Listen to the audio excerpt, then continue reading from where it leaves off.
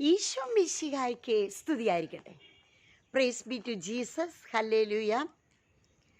മനോഹരമായ ഒരു പ്രപഞ്ചം ഇവിടെ ക്രിയേറ്റ് ചെയ്തിരിക്കുകയാണെന്ന് നിങ്ങൾ ചിന്തിക്കും. പക്ഷേ സിസ്റ്ററുടെ തന്നെ കോൺവെൻറ്റിൻ്റെ ഒരു പറമ്പിലാണ് സിസ്റ്റർ ഇപ്പോൾ നിൽക്കുന്നത്. അല്ലാതെ ഇത് പ്രത്യേക ഒരു ലൈറ്റ് പരിപാടിയോ ഒരു ആർട്ടിഫിഷ്യൽ ലൈറ്റോ ഒന്നുമില്ല.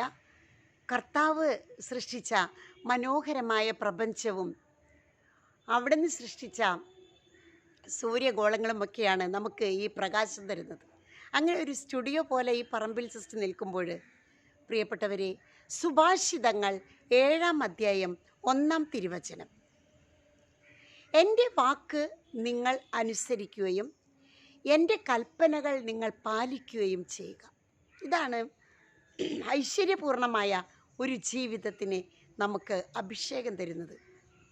കർത്താവിൻ്റെ വാക്കുകൾ അനുസരിക്കുക, അവിടുത്തെ കൽപ്പനകൾ പാലിക്കുക. തലമുറയായിട്ട് ഈ കൽപ്പനകൾ നമ്മൾ അവർക്ക് പകർന്നു കൊടുക്കുകയും ചെയ്യുന്നു.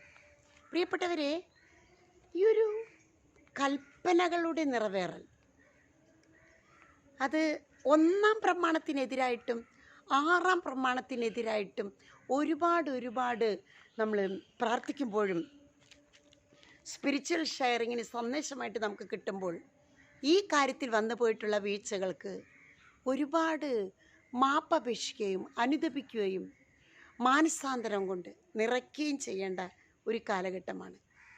അതുകൊണ്ട് നമ്മുടെ വീടിൻ്റെ പടിക്കൽ ഒരുപാട് അനുഗ്രഹങ്ങൾ, കർത്താവിൻ്റെ കൃപ വന്ന് നിൽക്കുമ്പോൾ എന്തുകൊണ്ട് അതെൻ്റെ വീട്ടിലേക്ക് പ്രവേശിക്കുന്നില്ല?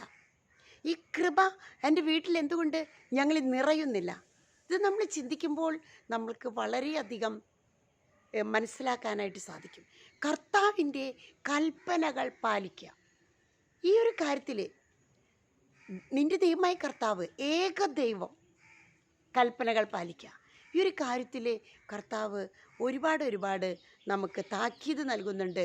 പഴയ നിയമത്തിലെ എല്ലാ നമ്മൾ ബൈബിൾ എടുത്ത് നോക്കുമ്പോൾ നമുക്ക് കാണാനായിട്ട് സാധിക്കും. എല്ലാവരും ഈശോ അനുഗ്രഹിക്കട്ടെ. സുഭാഷിതങ്ങൾ 7:1 അഭിഷേകം എല്ലാ മക്കളിലും വ്യാപരിക്കട്ടെ. ആമേൻ.